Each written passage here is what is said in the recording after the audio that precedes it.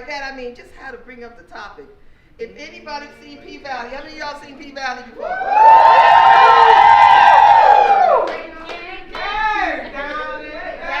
the girls get naked. All right, well, guess what? I'm just gonna, well, here's the question. This is a healthy sexual workshop. Let me just tell you what we're doing. We've been having, how do you even bring up this discussion? How do you have it? How you don't have it? You know, how do you look at body parts? You know, without, you know, having that conversation. But your role is so critical because he has that conversation in his show. You see Uncle Clifford being very direct, very comfortable with self. A lot of us need to get there. We're not there. But we're just going to have him talk to us and answer some questions because he's also from Detroit.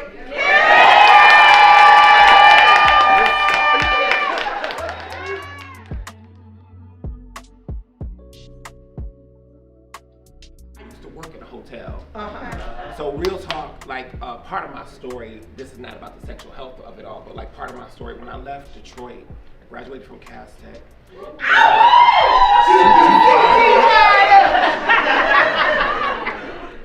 And I went to New York, and I studied acting at Purchase, at the conservatory at Purchase College. And I lived in New York longer than I was alive in Detroit. And there, I had a point in my life where I was like, you know what, I want something more. I didn't know what that was. I did not have a job, like an acting job that was going to take me to LA. I did not have an agent at the time. I did not have a manager. I just had a vision of my 60-year-old self in New York doing theater, like in like an off-Broadway theater. It was the Fire This Time festival. I used to direct and choreograph in it. I've done it a couple of times, and I said, and I saw a 60-year-old version of myself doing it, and I was like, that ain't what I want. That ain't what I want. And it was the same version of myself that left here in '94. In terms of, I want something more. I want something more. So today, before I came here, while I was waiting on my room, I took a drive up Grand River and I went to Joy Road, where I used to live on Clarendon. Come on. And my house is like burned down, like where it was, like, you know, and it's all torn down and stuff.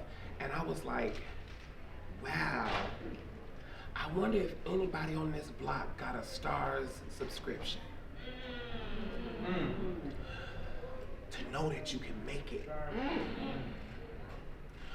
To know that it's not just our surroundings that dictate who we are. Yo, when I was at Cass, I was homecoming king. But catch it, I got kicked out of homecoming. Because some of the football players had said, yo, this was never gonna be king. But baby nigga, look at me now.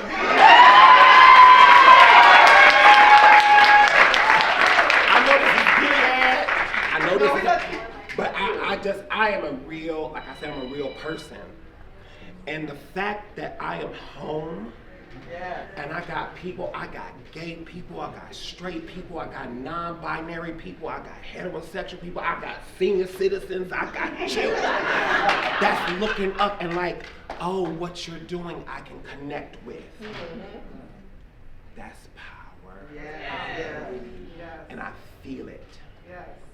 And when I say I'm a real person, I'm saying that to you because today, tonight, I'm not gonna let you drain me. Because in order to give, your cup got to be filled. So when we talk about this sex and this sexuality thing, I love what you were talking about, body parts. This show came to me back in 2009, and it was a play. It was literally in Katori Hall's living room, where she gathered a bunch of creative people, like writers and actors, and we were sitting around and they would just read ideas and scripts that they had networking. One of those people, her name is Dominique Morisseau. Y'all have heard of Detroit 67? Yeah. Good. Y'all know that? So she's from the D too. And the same girl that I went to cast with, the same sister, that networking across, that Issa Rae talks about, is so real. Because she's the one who said to Victoria, yo, I think I got somebody that you might want to meet. And she was talking about me. And so that's how that started. And playing in this world of PValley, which stands for Pussy Valley. Yeah, we know. Everybody knows.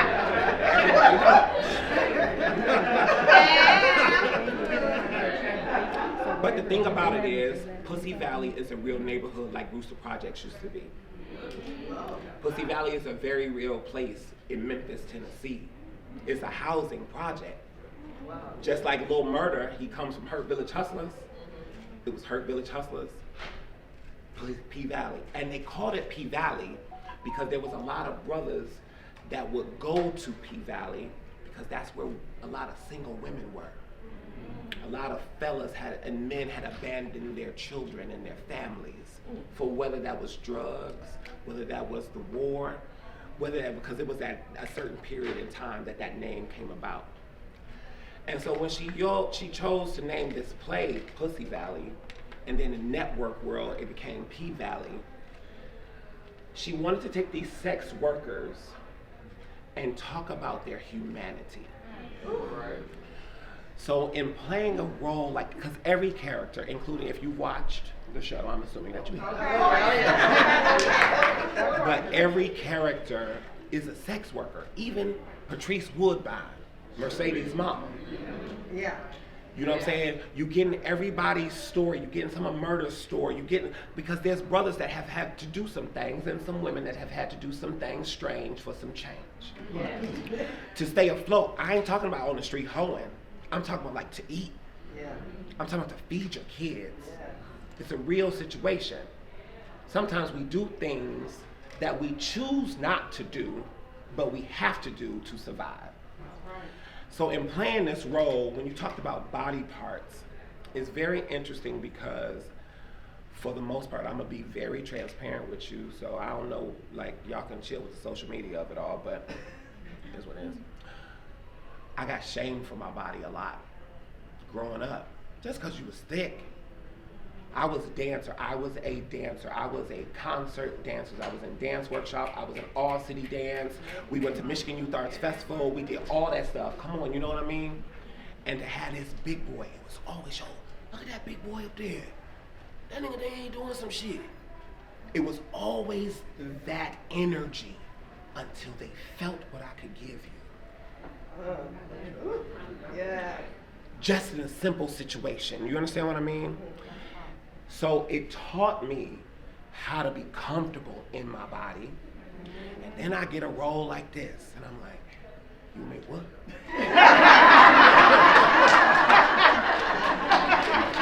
I'm wearing what?